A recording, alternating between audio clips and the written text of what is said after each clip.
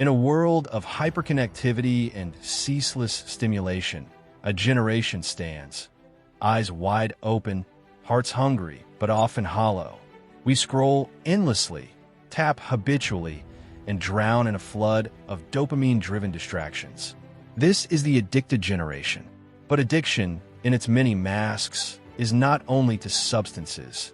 It's to validation, comparison, instant gratification, and perpetual motion. It is the spiritual anemia of our time. People will do anything, no matter how absurd, to avoid facing their own souls. And here we are, avoiding, escaping, numbing. But within us lies profound potential. The shadow is not our doom. It is a doorway to transformation. Suffering is not punishment. It is an invitation. Today, I invite you to journey with me to the core of this crisis and into the light of self-awareness, healing, and true freedom. Let's uncover the chains and cut them loose. Let us meet the shadow, not with fear, but with fierce love. Because addiction is not the end. It is the signal. It is the cry of the soul begging to be seen. Part 1. The roots of our hunger. The modern world has given us endless convenience, but at a deep cost, a loss of inner depth. The unconscious holds immense power, and when it is ignored, it governs us silently. Today, our unconscious hunger for meaning, belonging, and identity is hijacked by algorithms and addictive designs. We're told what to like, who to be, and how to look. But inside, something rebels. Something in us knows this isn't real. There is an inner compass, the totality of who we are. When we betray it, we fracture. An addiction, in all its forms, rushes in to fill that fracture. Children born into this generation learn to swipe before they learn to speak. Teens seek filters instead of truth. Adults measure self-worth in likes. But beneath it all, there is the deep cry, who am I without this? We must answer that call. We must seek the roots of our hunger in childhood wounds, broken cultures, and the unmet need for spiritual connection. Because addiction is not a flaw, it is the footprint of pain. Part 2. The shadow and the mask. There are parts of us we disown and deny. In the addicted generation, the shadow is everywhere. In our compulsions, in our shame, in our secret grief. We pretend to be okay. We wear masks of success, but inside we ache. And here's the wisdom. The shadow is not our enemy. It is our teacher. It shows us where we are unhealed. It reveals the wounds we must face. One does not become enlightened by imagining figures of light, but by making the darkness conscious. To heal addiction, we must meet our own darkness, not with judgment, but with curiosity and compassion. We must turn to the pain, not away from it. Only then can we reclaim the energy trapped in the cycle of compulsive behavior. Only then can we become whole. Part 3. Individuation, the path to wholeness. One of the greatest transformations we can undertake is the journey of becoming fully oneself.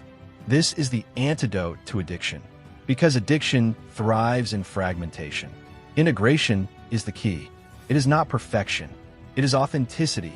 It is the sacred journey of facing the false self and reclaiming the true self. It is when the ego surrenders to the higher self. It is when we stop running and start listening. The addicted generation must learn the art of stillness, of silence, of inner listening. Meditation, therapy, journaling, rituals, these are not luxuries. They are lifelines.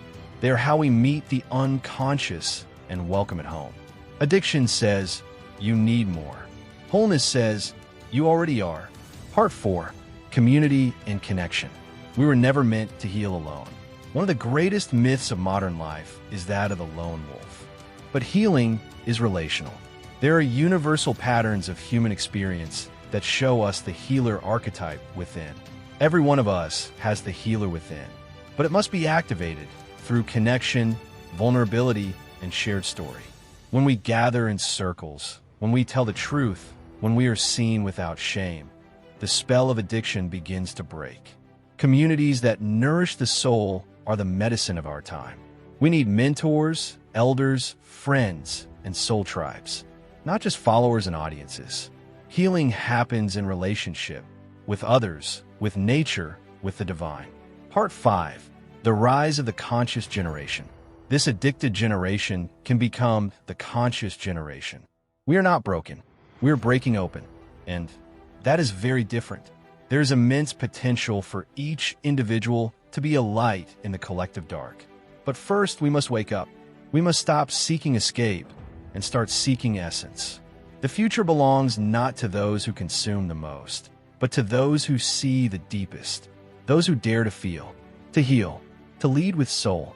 You, yes, you, have a sacred role to play in this awakening. Look within, ask the hard questions, make the unconscious conscious, and walk forward, not as a perfect person, but as a whole one. That is your birthright. That is your power. So what now? Now is the time to rise, to remember, to reclaim yourself. No more numbing, no more hiding, no more pretending. The world needs you, not the filtered version, not the masked persona, but the real, radiant you. We have been given a map to the soul, through the forest of addiction and into the light of authenticity. Follow it. Start today. Turn off the noise. Sit in stillness. Ask yourself, what am I running from? What am I longing for? And most importantly, who am I becoming? Let your life be a prayer. Let your choices be aligned. Let your story be a testimony that healing is not only possible, it is powerful. You are not your wounds. You are not your past. You're the warrior who chose to rise. You are the light that refused to go out. You are the healer you've been waiting for. So rise, beloved soul. Rise with courage. Rise with grace. Rise, not as an addict, but as an alchemist. Turn your pain into purpose, your suffering into strength, your story into medicine. Let this generation not be remembered for its addiction, but for its awakening. Let your life be the proof. Let the world feel your light. Final words, 100 words. You are not alone. You are not broken. You are becoming. Walk this path not in fear, but in fierce love. Heal, rise, shine. The soul remembers. The shadow teaches. And you are always meant to be free. Let this be the beginning. Now go and live it.